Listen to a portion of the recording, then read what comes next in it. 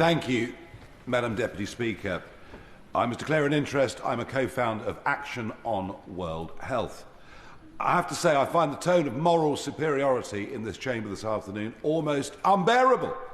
You clearly believe you are better human beings than those outside of here who choose to pursue activities that you perhaps would not. Well, it's a bit of a shock, I suppose, to some of you, but there are some of us that like a smoke. We do. We even go for a few pints in a pub. We have a punt on the horses. I even am tempted to have the odd doughnut. I know that's really perhaps the naughtiest of all. Because we want to have fun. We want to make our own minds up. You can educate us, you can tell us, you can give us the facts, but the idea that this place should make those decisions for other people, well, it sort of shows me that the spirit of Oliver Cromwell is alive and well. And some of the nonsense I've heard, yes, of course. I thank the honourable gentleman for giving way. Does he agree that a responsible government should seek to improve public health, particularly the public health of the younger generation? Yeah. It is quite possible that sugar should be banned. Yes, I do agree with you. It is possible, but I don't think it's what government is here to do. Government can educate, individuals should make their own minds up.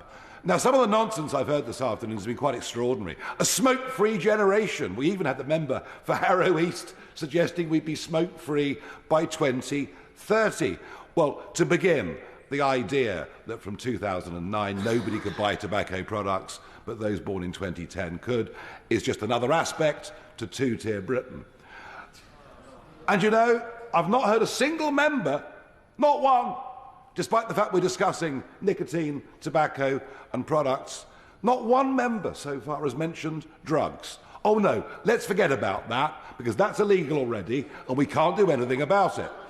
I've been hearing for decades that there'll be a war on drugs. Where's it getting us? Drug use is rocketing, Class A drugs in particular, proliferating everywhere with all the associated crime.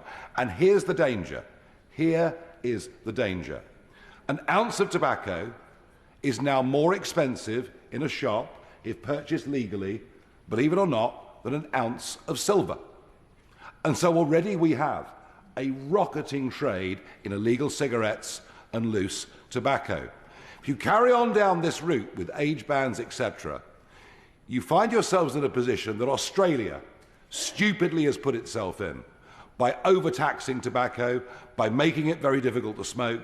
There have been 40 firebombings of premises in Melbourne alone in the last 2 years.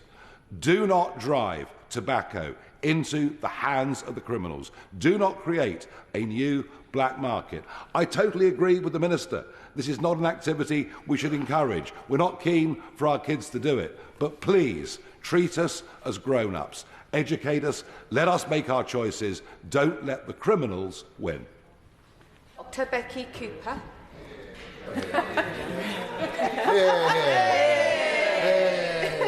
Thank you, Madam Deputy Speaker.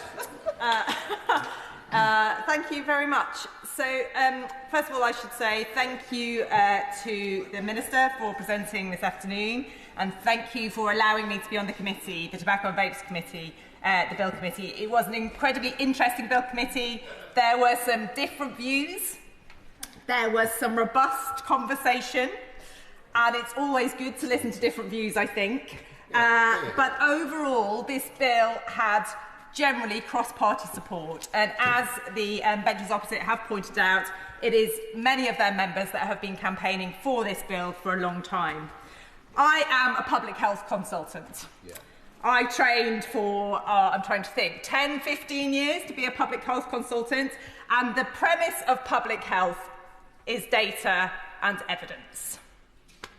And so opinions are interesting. Opinions can have great colour to a conversation. Opinions can have great characters. But data and evidence in public health will ultimately deliver better population health outcomes. Suffering and dying. And this public health bill is a public health bill that will stop people dying and will take away the addictive nature of a substance. That is not a choice.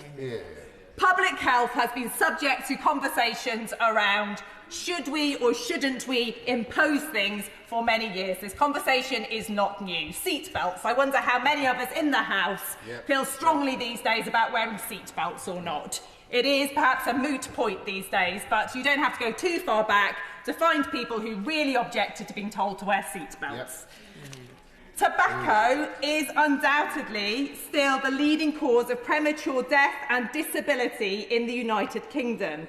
As has been said by my honourable friends here, every day around 160 people are diagnosed with cancer caused by smoking, and smoking causes at least 16 different types of cancer. I would like to talk primarily around the amendment proposed by my honourable friend for the City of Durham, New Clause 13.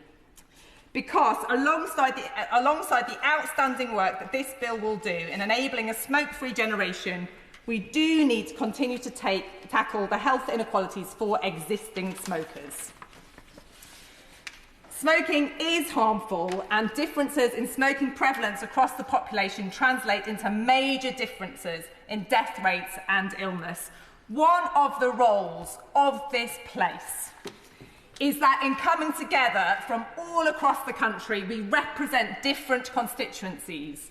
And in doing so, we want to make sure that we achieve the best health outcomes, among many other things, for our residents. And therefore, it is incumbent on us to look at inequalities and where they reside, and in this place to legislate against those where it is possible. Smoking is the single largest driver of health inequalities in England. It's far more common among people with lower incomes, and we can discuss why that is. I'm happy to discuss that with any members who would like to. The more disadvantaged someone is, the more likely they are to smoke and to suffer from smoking-related disease and premature death. And smoking-related health inequalities are not restricted to socio-economic status. We all represent different parts of the United Kingdom. The poorer health of people in the north of England compared to the south is in part due to higher rates of smoking in the north. And smoking rates are also higher among people with a mental health condition, people in contact with the criminal justice system, looked after children, and LGBT people. We all have different types of people in our constituencies, and we should be mindful of those inequalities and addressing them. Health inequalities will be reduced through measures that have a greater effect on smokers in higher prevalence groups. And in practice, this means both prioritising population-level interventions, which disadvantaged smokers are more sensitive to, and targeting interventions on these smokers. As someone who has run smoking cessation services during my time as a public health consultant, I can absolutely say that it is an incredibly difficult thing for anybody to give up smoking. And I actually think that we do have members who have succeeded or perhaps are still trying to do so. To give up smoking, you need to be in a place where you have mental resilience, where you are able to put time and energy into quitting smoking. If you are fighting all the other issues that come with the burdens of being poorer, fighting for employment, looking to feed your children, it is so much harder. My honourable friend, the member for the City of Durham, has proposed a roadmap to a smoke-free country, which would report to this place every 5 years. I am not particularly wedded to whether that is the case or that isn't the case, but I do think that we should ensure that we are laser-focused on reducing health inequalities across all our populations. And I hope, therefore, that our government will consider a reporting process similar to this one as part of the National Health Service changes that we all know are going on at the moment. In the Health Select Committee this morning, we were talking about where the Office for Health Improvement and Disparities will go with the dissolution of NHS England. I think this is an ongoing conversation that we need to be very mindful of. So we need to ensure that the ongoing importance of addressing these health disparities are not lost, and I think they are front and foremost of the Secretary of State's agenda in the 10-year plan. and I very much commend this bill to the House. On behalf of public health consultants, the public health professionals, I'm so proud to be part of a government, to be part of a parliament that will bring this life-changing legislation to this country. Thank you very much. Tammy Wilson.